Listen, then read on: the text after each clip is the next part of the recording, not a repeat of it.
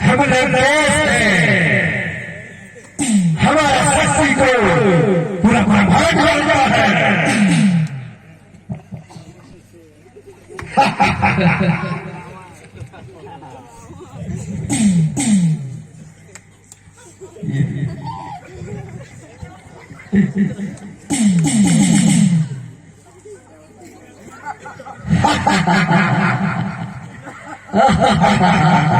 ये तो मेरा खेल है।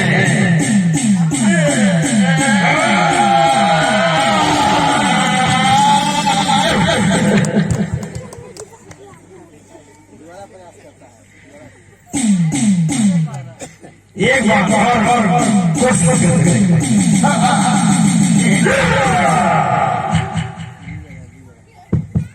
उठा नहीं पाए तो जाके अपने सिंहासन पे बैठ गए सिर झुका के। ओहो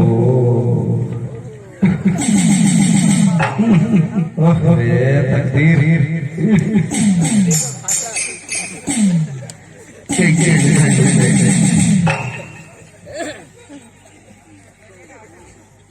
फिर अगले राजा का बारी।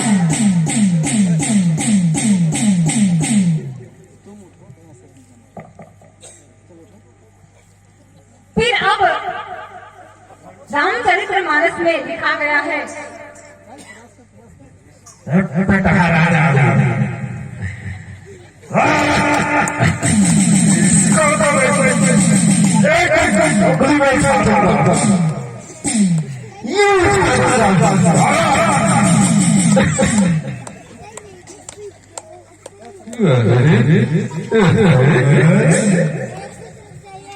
क्या बात है।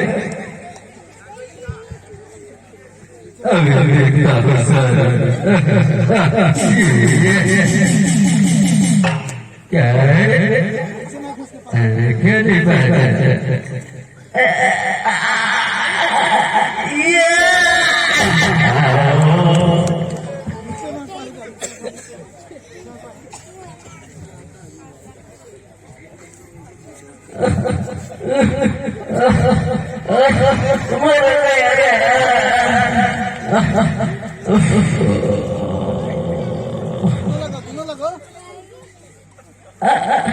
भूख पर सहस्र एक कहीं बारा लगे उठा नहीं नटारा।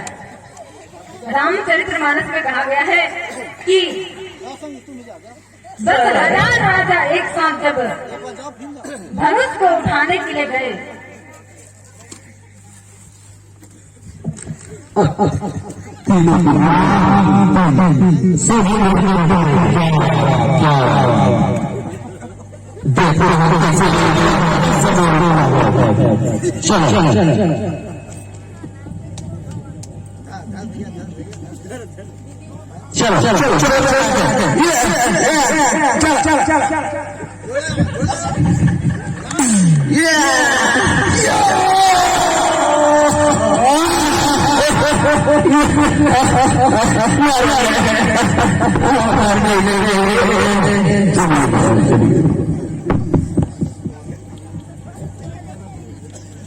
सभी राजा अपने जगह में बैठ गए, क्योंकि 10,000 राजा एक साथ उठाने पर भी नहीं उठा।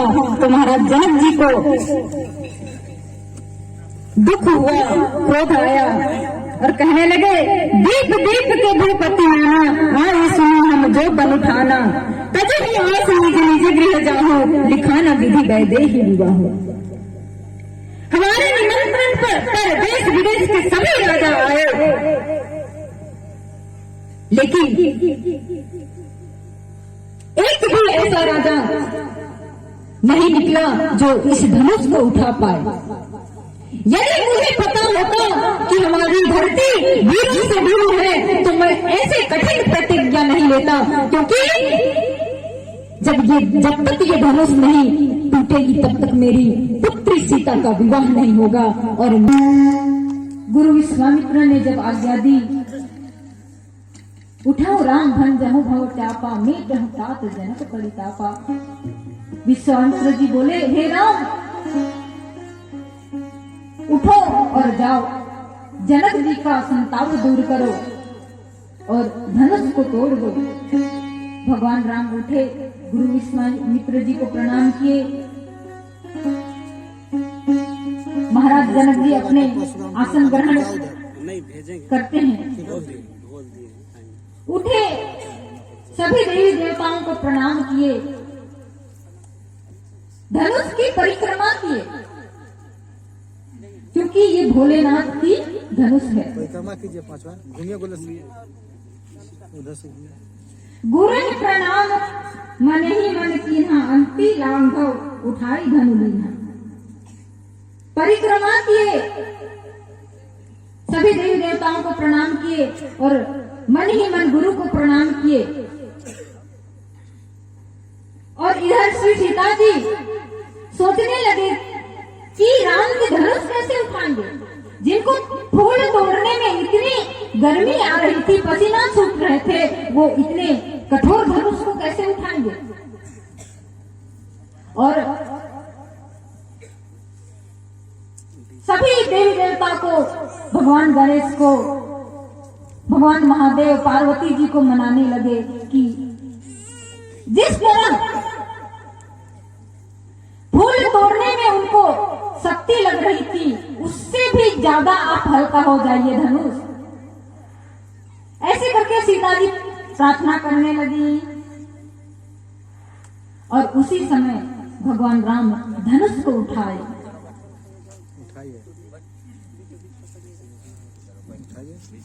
माता सुनैना सोच रही है, छोटे बालक क्या धनुष उठाएंगे।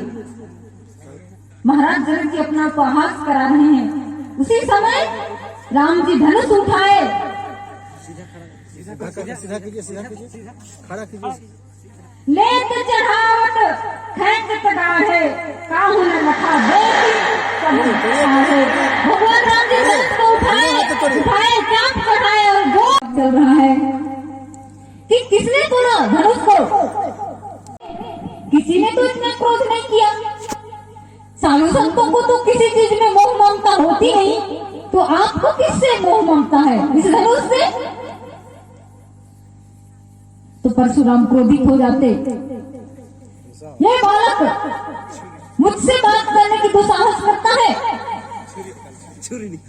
मुझे रोकने की कोशिश करता है, मुझे पाठ पढ़ाने की कोशिश करता है। मुझे क्रोध मत दिला, नहीं तो तुझे मैं अब भी वध कर दूंगा।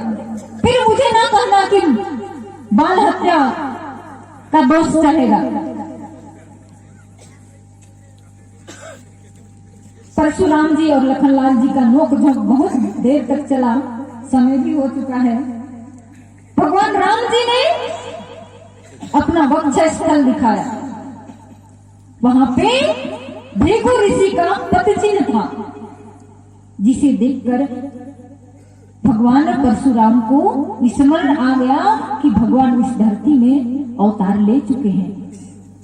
और उनके पास एक धनुष था, उसको चाप चढ़ाने के लिए बोले और उनको संधान करने के लिए बोले, तो धनुष अपने आप चली गई। और संधान से तो समझ गए कि ये स्वयं भगवान विष्णु ही मनुष्य रूप धारण करके आए हुए हैं। और सबको प्रणाम करके, राम जी को प्रणाम करके, सबको प्रणाम करके आशीर्वाद देकर परशुराम जी अपने लोक को प्रस्थान करते हैं। बोले भक्तवत्सल भगवान की।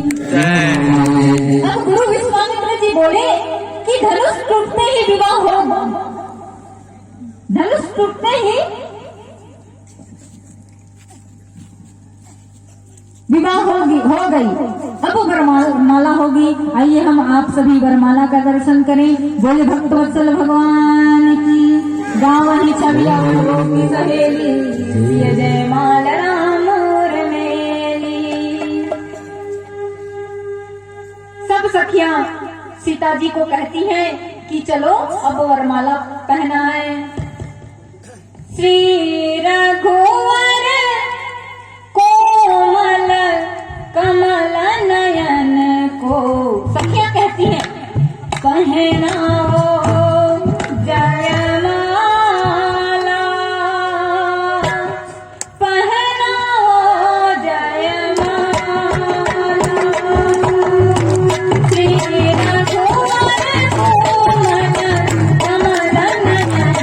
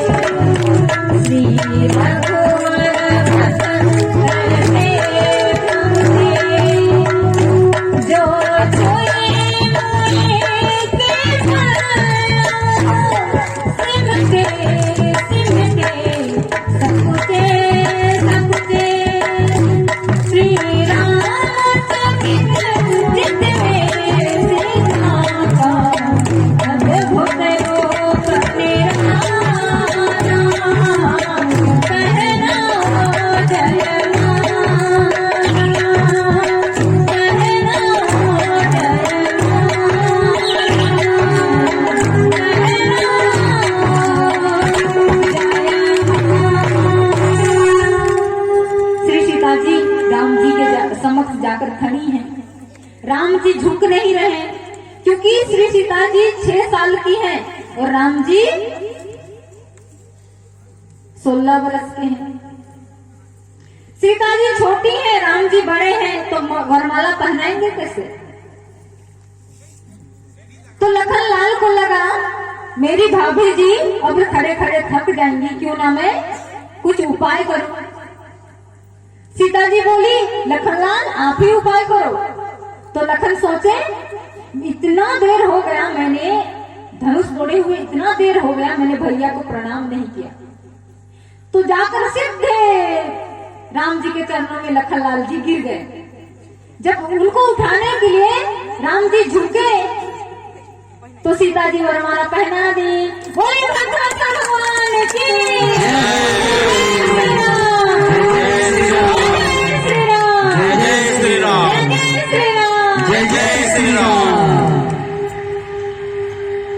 और सीता जी सोच रही हैं मैं प्रणाम करूं कि नहीं। क्यों?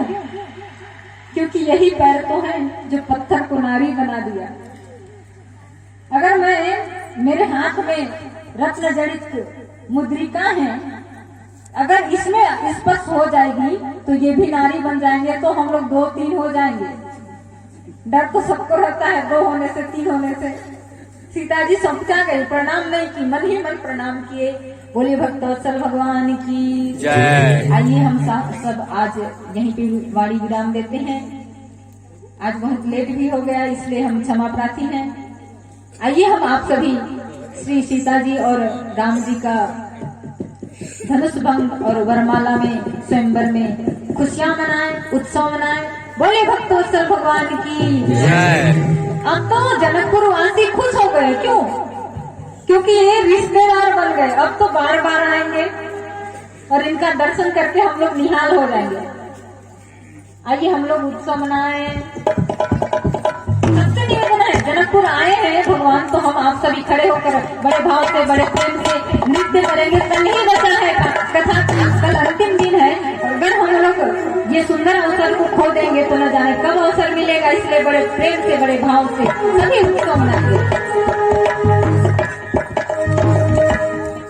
बोले जय रामचंद्र भगवान की।